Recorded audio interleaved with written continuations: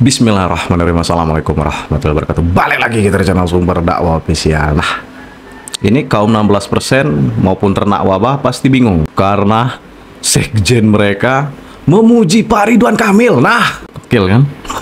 Oke, agar kita tidak penasaran dan agar ternak wabah maupun kaum 16% bisa, ya pokoknya nilai kalian sendirilah. Ini Pak Sekjen kalian ini konsisten banget lah pokoknya. Langsung kita mulai videonya tanpa berlama-lama. Bismillahirrahmanirrahim. Let's go.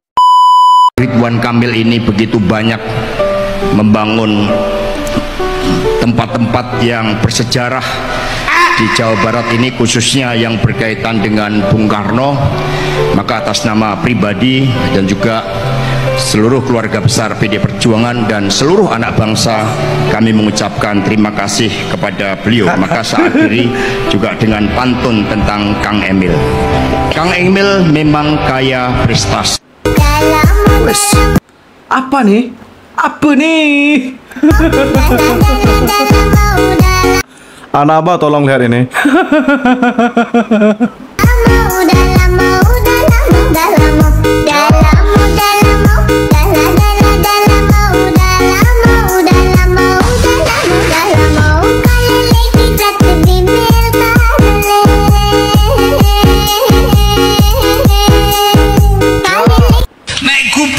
Mangan duit judi, alamat bangsane morat marit. Nggih. Kon. Sampeyan muni ngono, Pak. Babah cek krungu. Mosok anggite wong enak apa? Bae makku. Wes ngoten niku. Ga iso. Banteng lagi.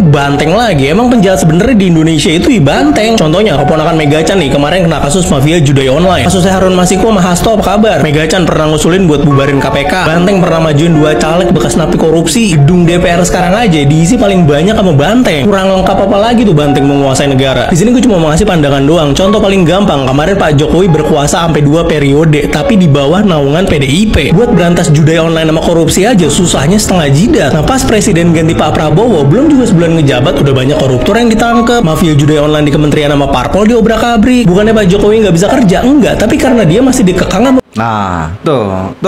Dengerin tuh.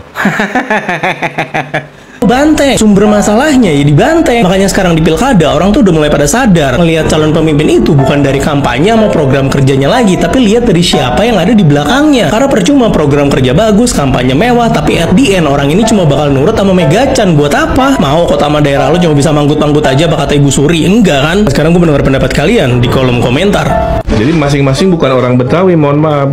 Mas Pram bukan orang Betawi, Mas Rano bukan orang Betawi. Si Sidul anak Betawi asli, katanya. Nah itu katanya dalam kurung.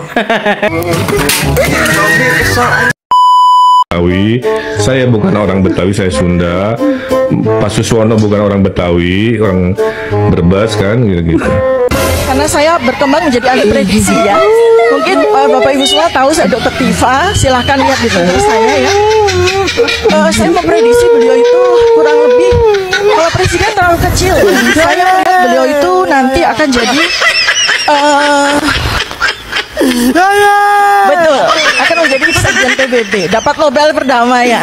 Gembar-gembor mau basmi narko, tapi anaknya sendiri malah jadi pecandu. Ini serius Pak Rano. Ya teman-teman, Rano Karno punya misi besar buat berantas penyakit ini di Jakarta, terutama di Kampung Bahari dan Kampung Boncos yang katanya udah terkenal jadi pusat pengedaran.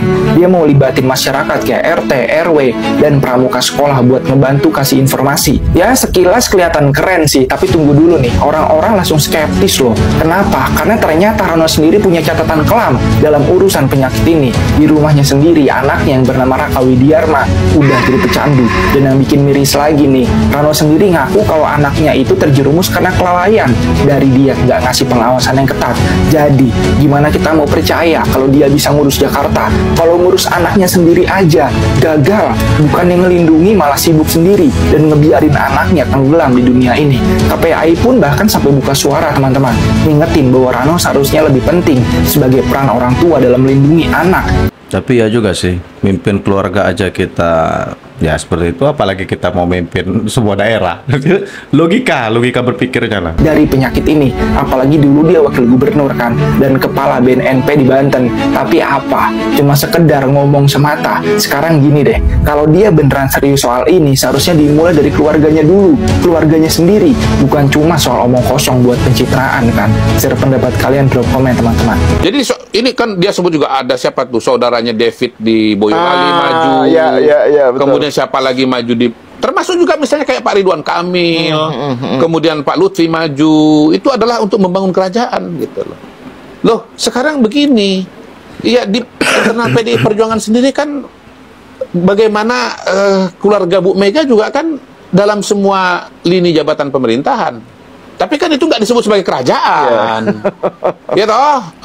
Jadi misalnya Mbak Puan, Ketua DPR, anggota DPR, anaknya juga anggota DPR, itu kan nggak disebut sebagai contoh gitu loh. Nah, kenapa Mas Hasto ini kemudian menyebut Pak Jokowi kerajaan sementara Bu Mega bukan kerajaan? Omongan dari Koni Bakri, ya, bukan, nggak ada hubungan dengan Abu Rizal Bakri ya. Betul. Koni Bakri yang mengatakan dia didatangi oleh seorang tadi anggota tadi yang mengatakan bahwa Hasto akan ditersangkakan gitu. Nah, tentu pertanyaannya adalah anggota ini benar-benar ada atau enggak kan gitu kan? Kenapa kita ragu? Karena di masa lalu pun itu yang namanya Koni ini sering bikin cerita kayak begini. Salah satunya soal bagaimana ada penawaran ya, dia dengan Rosan itu loh, yang dia ditawarin apa tuh saya lupa tepatnya. Ya, pokoknya bahwa narasi dia kan bahwa Prabowo akan sampai 2 tahun. Setelah itu kemudian akan Gibran. Jadi ada upaya untuk Prabowo mau Ya, penggiringan narasi opini lah gitu. Intinya kan begini, dia itu kan mengklaim dia ketemu dengan, bukan itu, dia ditawarin apa gitu dengan Rosan. Wamen atau wakil apa gitu. Itu nanti diperiksa nanti netizen ya. Tapi betul, intinya begitu dikonfrontasi oleh Rosan, dia tuh nggak berani untuk melakukan proses itu. Bahkan lari ke Rusia. Betul, setelah itu ya. Iya. Ya, kayaknya dipolisikan kan sama Pak Rosan ya? Mau, baru mau. Belum ya? Seingat saya baru mau, tapi kemudian tidak dilanjutkan gitu loh. Jadi saya khawatir, ini kan gini, kalau dia sebut nama, dia kan menghindar untuk nyebut nama. Saya khawatir kalau disebut nama, nanti orang itu juga akan membantah gitu loh. Jadi ini suatu diskusi yang dasarnya itu kalau hadis itu lemah ya? Iya, betul. Ini lemah. Dari segi rawinya, riwayatnya yang membawakannya itu questionable gitu. Ya. Pertama, orangnya pernah punya track record omon-omon kayak begitu, betul. Yang kedua, bagaimana kita mengatakan bahwa ini pasti benar gitu. Nah, lebih jauh lagi, Mas Hasto pun juga ketika mengatakan bahwa dia itu memang berpotensi ditersangkakan, itu juga argumentasinya lemah. Dia menyebut 2 argumentasi kenapa dia ditersangkakan. Pertama, gara-gara disertasi dia. Wah, aneh sekali itu. Nah, memang disertasi dia katakan di situ dia, ini saya baca ya, saya catat supaya jangan salah ya. Karena bahwa Jokowi itu adalah core elemen dari sebuah kekuasaan yang berakar pada feodalisme, kemudian populisme dan machiavellisme. Apa dasarnya itu polisi atau narket seorang Hasto gara-gara disertasi? Di mana-mana disertasi itu dijawab dengan disertasi. Iya, betul. Apa urusannya polisi dengan tersinggung gara-gara disertasi? Apa urusannya? Dan tidak ada pernyataan Pak Polisi sama sekali kan tentang disertasinya Hasto. Iya, gitu. Nah, yang kedua adalah dia mengatakan bahwa Jokowi ini karena ambisi kan mau memenangkan Bobi dan yang lain-lain gitu ya. Kemudian ya, mau mengatakan bahwa ini mau dibangun jadi kerajaan gitu ya. Nah, ini kan semua proses ini kan dalam kerangka sistem demokrasi ini. Semua dalam kerangka sistem demokrasi. Mas Bobi maju sebagai kandidat. Ada Pak Edi Rahmayadi diajukan oleh PDI Perjuangan. Ya sudah, bertarung saja gitu loh. Tolong ingat semangat ini. Kalau kamu benci pada kebodohan, kalau kamu benci pada korupsi, kalau kamu benci pada ketidakadilan, jadilah kamu semua generasi yang turun tangan seperti saya. Jangan jadi generasi yang hanya tunjuk-tunjuk tangan atau generasi yang lepas tangan. Saya dulu adalah warga yang marah dengan ketidakadilan, dengan kekotoran. Saya nyalakan lilin dari sebuah kota yang namanya bersinar terus dan menyalakan sebuah cahaya yang bernama Jawa Barat.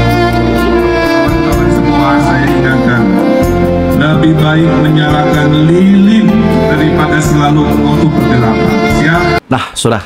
Punya saya pendapat sekali dengan Mr. Q. Mr. Q comeback lah kan. Nah, kalau menurut saya sih ya persetan dan no problem lah kalau saya masalah dinasti apalah itu. Coba kalian lihat, banyak sekali dinasti-dinasti yang sudah lama bercokol di bangsa atau di negara gitu. Itu beliau sebutkan tadi kan salah satu dinasti dari kubu sebelah. Dan tentunya banyak sekali dinasti-dinasti di negeri ini yang tanpa kita sadari. Coba lihat di Senayan, di kantor di Senayan, itu orang yang bisa di sana, orang yang bisa terpilih di sana. Coba kalian cek itu riwayat keluarga mereka. Jangan-jangan dari keluarga pejabat semua. Jadi disinilah masyarakat harus cerdas. Jadi pilihlah orang yang benar-benar memikirkan rakyat kecil, mesejahterakan rakyat kecil. Bukan kepentingan golongan, bukan sekedar pencitraan. Yaitu ada di pemimpin kita, yaitu Pak Jokowi dan Pak Prabowo, begitu juga Mas Gibran. Mau sampai 2045, sampai tahun 3000 yang saya bilang dulu, tetap akan saya dukung. Dan tentunya kita tidak lupa Pak Jokowi selama 2 periode kemarin, selama 10 tahun kemarin itu kan di bawah naungan partai yang itu. Jadi tentunya kita tahu siapa yang berkuasa selama ini sebenarnya, Pak Jokowi atau partai yang ngono. Kira-kira kalau ingin membongkar keburukan atau kemunafikan negara ini, kenapa nggak dari kemarin-kemarin kira-kira? Kenapa baru sekarang di saat mereka sudah berpisah jalan dengan Pak Jokowi, baru gaspol, baru terus menyerang Pak Jokowi? Kemarin kemana aja bro? Nah, saya akhiri. Tetap rukun, aman, damai, jangan mau terpecah belah hanya karena berbeda pilihan. Dan tentunya tetap optimis, tetap support, dukung pemerintahan Pak Prabowo dan Mas Gibran. Saya akhiri, wabillahi taufiq wal hidayah. Wassalamualaikum warahmatullahi wabarakatuh.